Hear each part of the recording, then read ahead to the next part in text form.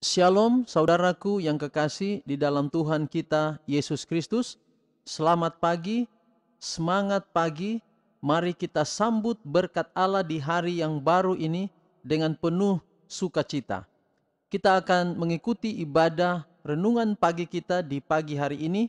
Tetapi sebelumnya mari kita akan menyanyikan satu lagu pujian dari buku Lagu Sion nomor 37.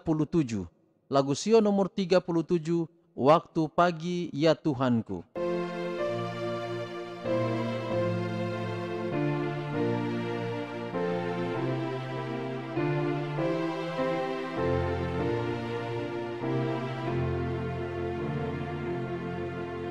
Waktu pagi ya Tuhanku, dengarlah suaraku menyampaikan doa teduh dan pandang wajahmu. Kehadiratmu ya Allah, Yesus Kristus telah naik menghadapkan permohonan segala orang baik. Pimpin aku ya Roh Allah dalam kebenaran, luruskan dan nyatakanlah segala kewajiban.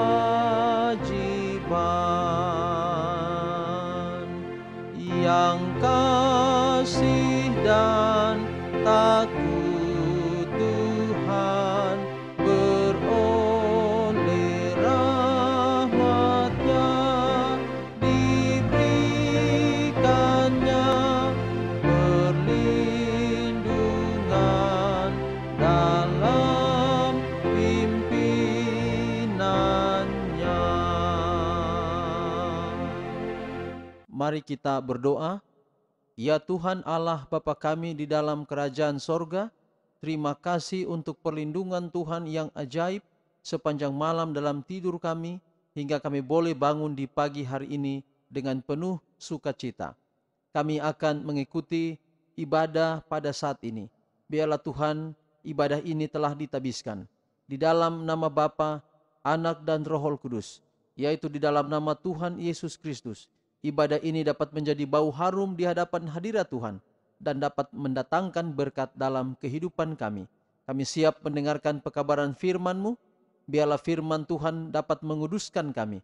Firman Tuhan dapat menjadi pedoman dalam hidup kami sepanjang hari ini. Karena kami sambut firman-Mu di dalam nama anak-Mu Yesus Kristus yang adalah Tuhan dan Juru Selamat kami. Amin. Sebelum kita mendengarkan pekabaran firman Tuhan di pagi hari ini, saya ingin merespons atau menjawab pertanyaan dari saudara Fred Nayawan. Saudara Fred Nayawan yang bertanya tentang mohon penjelasan tentang ayat dalam Mazmur 119 ayat 1, ayat tema kita kemarin, dengan Galatia 5 ayat 18. Dan saudara Fred Nayawan memohon penjelasan. Saya ingin baca ayat kita kemarin, Mazmur 119 ayat 1. Berbahagialah orang-orang yang hidupnya tidak bercela, yang hidup menurut Taurat Tuhan. Menurut Taurat Tuhan. Memang untuk membahas tentang Taurat Tuhan kita butuh waktu menjelaskan lebih detail. Tetapi kita, karena ini renungan pagi, renungan kita tidak terlalu panjang, maka saya ingin memberikan satu gambaran saja terkait dengan pertanyaan itu. Apa maksudnya di Mazmur 119 ayat 1 dan Galatia 5 ayat 18. Galatia 5 ayat 18 bunyinya demikian. Akan tetapi jikalau kamu memberi dirimu dipimpin oleh Roh, maka kamu tidak hidup di bawah hukum Taurat. Oke. Itu ayatnya itu di dalam perikop Galatia 5 ayat 16 hingga ayat 26 dengan judul perikop hidup menurut daging atau roh. Baik, kepada saudara Nayoan dan mungkin yang lain bisa bertanya pertanyaan yang sama. Ini penjelasan saya adalah apa yang dimaksud di ayat 18? Di hidup di bawah hukum Taurat. Jadi hidup di bawah. Jadi kalau hidup di bawah itu berarti ada hidup di atas hukum Taurat. Apa yang dimaksud dengan hidup di bawah hukum Taurat dan hidup di atas hukum Taurat? Yang dimaksud dengan hidup di bawah hukum Taurat adalah kehidupan kita selalu diukur dengan hukum Taurat. Ini bukan tidak penting dan ayat ini tidak mengajarkan bahwa hukum Taurat tidak penting. Hukum Taurat itu penting, hukum itu penting untuk menunjukkan dosa, untuk menunjukkan kekurangan-kekurangan. Jadi setiap kali ada hukum Taurat, kekurangan atau dosa itu kelihatan. Yang dimaksud dengan hidup di bawah hukum Taurat itu adalah bahwa setiap kali kita lakukan dosa, hukum Taurat menyatakan ini dosa, ini dosa. Jadi kita selalu lihat dosa, kita selalu lihat dosa. Nah yang dimaksud dengan kalau kita dipimpin oleh roh, kita tidak hidup di bawah hukum Taurat. Apa maksudnya? Maksudnya adalah jangan kita menurut hukum karena kita terpaksa, karena kita takut, ya karena hukum itu sudah menyatakan jangan ini, jangan itu. Jadi kita hidup tertekan dengan tertekan di bawah hukum itu. Tidak boleh kita hidup tertekan di bawah hukum itu. Tetapi kalau kita dipimpin oleh roh, kita hidup di atas hukum. Artinya hukum tetap menunjukkan dosa, tetapi kita hidup tidak terpaksa. Kita menurut Tuhan, kita mengikuti aturan Tuhan itu tidak terpaksa. Di perikop yang sama itu, di ayat 22-23 itulah buah roh. Buah roh itu kasih, sukacita, damai sejahtera. Artinya kalau kita dipimpin oleh roh, maka melakukan kebaikan bukan karena kita menurut hukum Taurat. Oh, jangan membunuh. Oke, kita takut. Jadi kita tidak boleh membunuh karena hukum Taurat bilang begitu.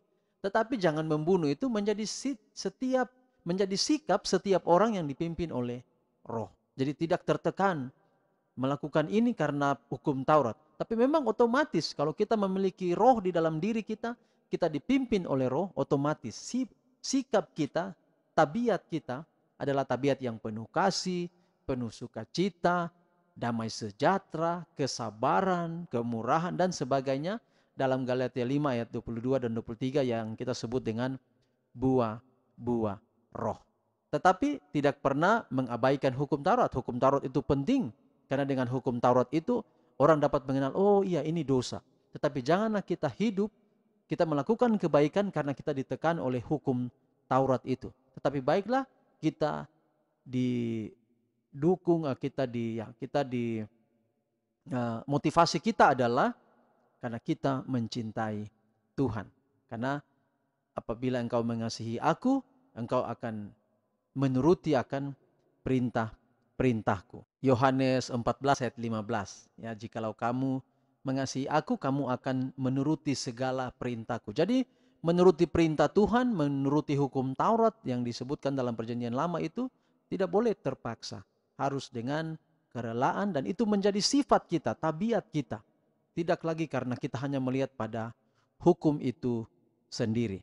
Dan kata di bawah hukum Taurat tidak hanya dalam Galatia 5 ayat 18, tapi ada juga rujukan ayat-ayat yang lain terkait dengan itu. Tapi pengertiannya sama, bahwa kita tidak boleh hidup di bawah hukum Taurat bukan berarti tidak menurut hukum Taurat. Tetapi marilah kita hidupkan kehidupan yang mengasihi Tuhan sehingga semua yang kita buat itu tidak melanggar hukum. Baik demikian dan kita akan masuk pada renungan kita untuk hari ini dengan judul Hari Sabat sebagai Ujian. Hari Sabat sebagai ujian. Yehezkiel 20 ayat 20, Yehezkiel 20 ayat 20, kuduskanlah hari-hari Sabatku sehingga itu menjadi peringatan di antara aku dan kamu, supaya orang mengetahui bahwa akulah Tuhan Allahmu. Sekali lagi, kuduskanlah hari-hari Sabatku sehingga itu menjadi peringatan di antara aku dan kamu, supaya orang mengetahui bahwa akulah Tuhan Allahmu. Yeskel 20 ayat 20. Tetapi tak seorang pun dibiarkan menderita murka Allah sebelum kebenaran dinyatakan ke dalam pikiran dan hati nuraninya dan ditolaknya. Banyak yang tidak pernah mempunyai kesempatan mendengar kebenaran khusus zaman ini. Kewajiban hukum keempat belum pernah dibukakan di hadapan mereka dalam terang yang sesungguhnya. Dia yang dapat membaca setiap hati dan yang menguji setiap motif tidak akan membiarkan mereka yang rindu akan pengetahuan kebenaran tertipu mengenai masalah pertentangan ini. Perintah itu tidak dipaksakan secara membabi buta. Setiap orang harus mempunyai cukup terang untuk mengambil keputusan dengan baik. Hari Sabat akan merupakan ujian terbesar kesetiaan. Karena itulah pokok kebenaran yang terutama dipertentangkan. Bila mana ujian terakhir dilakukan ke atas manusia, maka garis pemisah akan ditarik antara mereka yang melayani Allah dan yang tidak melayaninya. Sementara pemeliharaan Sabat palsu yang sesuai dengan hukum negara yang bertentangan dengan hukum yang keempat adalah suatu pengakuan kesetiaan kepada suatu kuasa yang menentang Allah, maka pemeliharaan Sabat yang benar dalam penurutan kepada hukum Allah adalah suatu bukti kesetiaan kepada Pencipta. Sementara satu golongan oleh menerima tanda penurutan kepada kuasa-kuasa duniawi, menerima tanda binatang, maka yang satu golongan yang memilih tanda kesetiaan kepada kekuasaan ilahi, menerima meterai Allah. Sejauh ini, mereka yang menyampaikan pekabaran malaikat yang ketiga sering dianggap sebagai sekadar menakut-nakuti saja. Ramalan-ramalan mereka bahwa sikap tidak toleran terhadap agama akan berkuasa di Amerika Serikat, bahwa gereja dan negara akan bersatu untuk menganiaya mereka yang memelihara hukum-hukum Allah, telah dinyatakan sebagai tidak beralasan dan tidak masuk akal.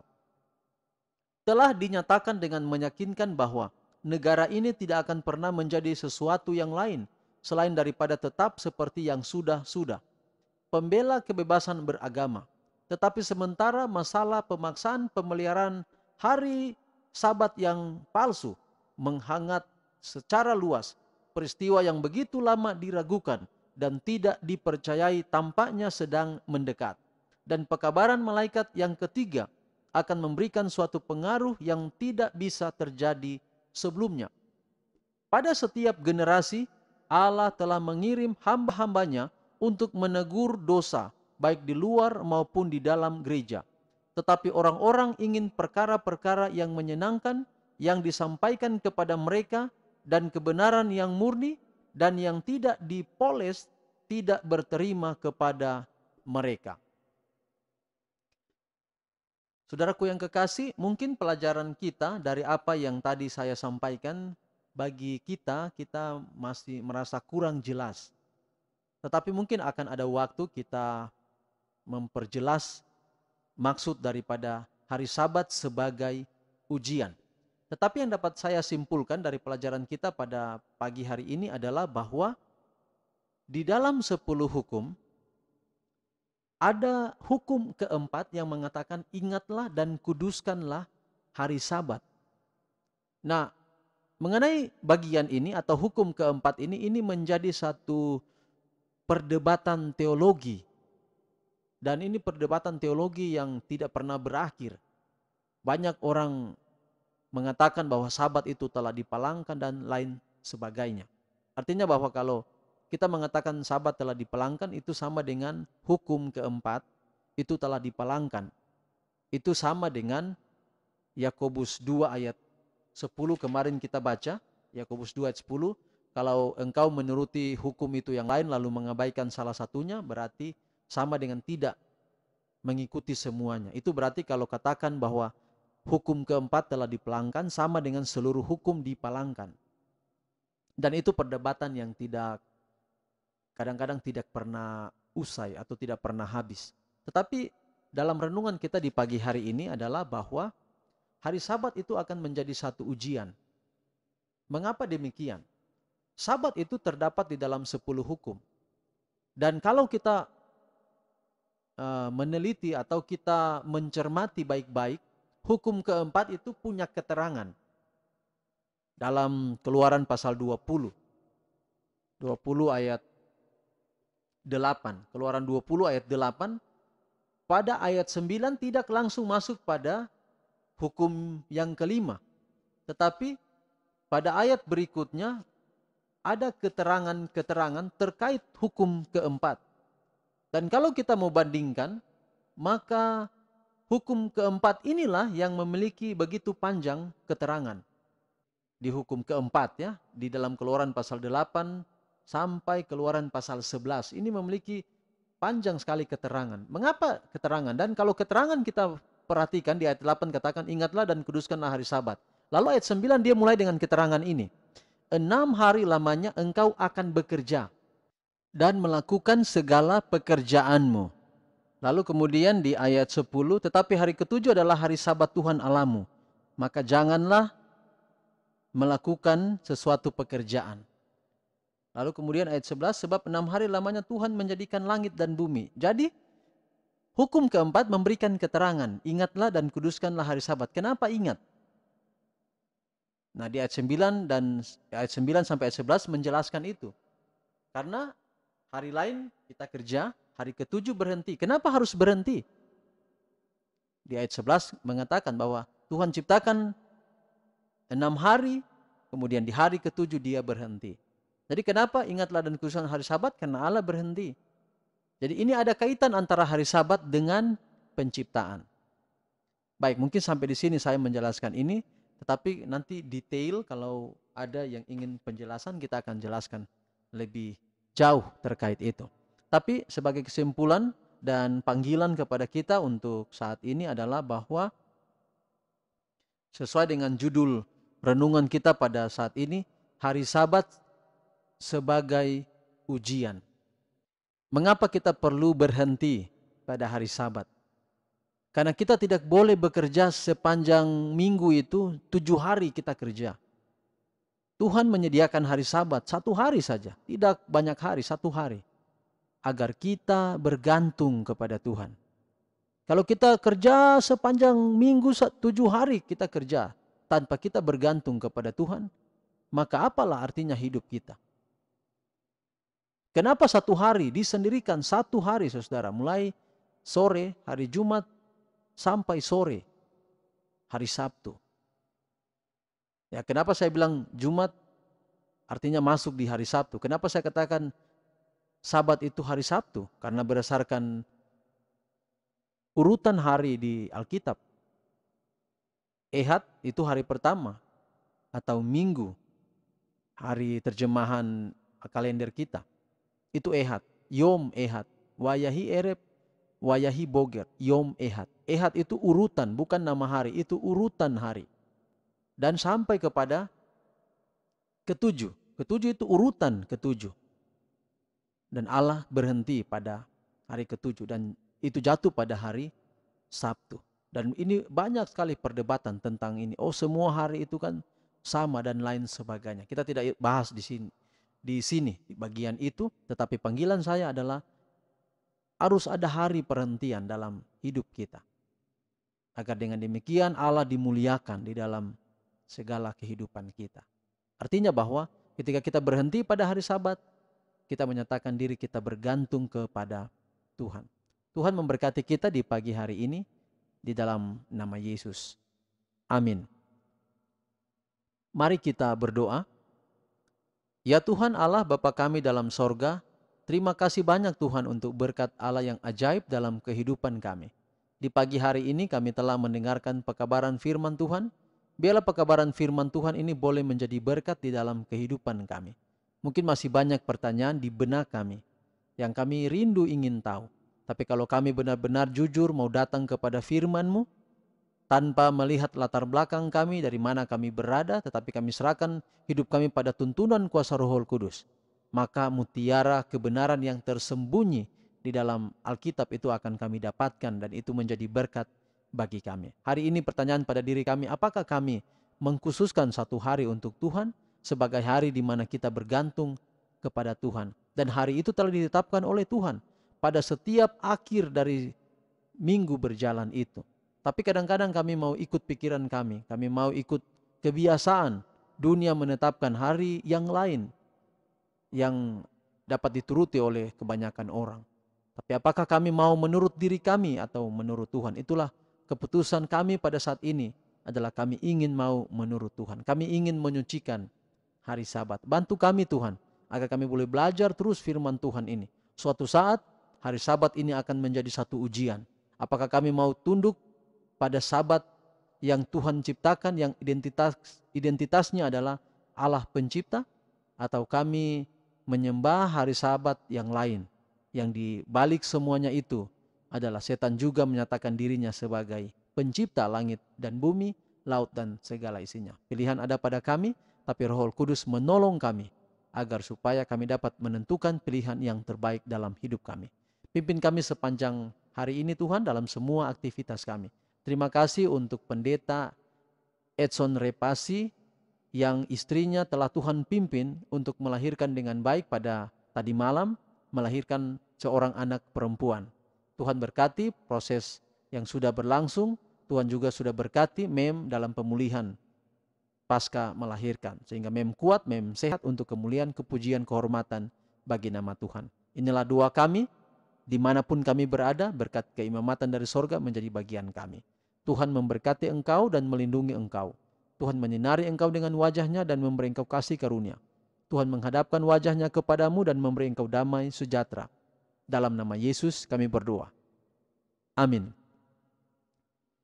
Demikianlah ibadah renungan pagi kita di hari ini. Dan saya mengingatkan saudara-saudara, kadang-kadang ketika saya upload di YouTube video ini, kadang saya terlambat untuk share ke WA group atau ke Facebook. Itulah sebabnya jangan lupa kalau masuk ke link YouTube-nya, dari mana? Dari Facebook atau dari WA, saudara akan diarahkan ke link YouTube. Jangan lupa subscribe bagi yang belum, dan jangan lupa tekan tanda lonceng. Lonceng itu akan saudara dapat notifikasi atau pemberitahuan jika ada upload baru dari channel saya.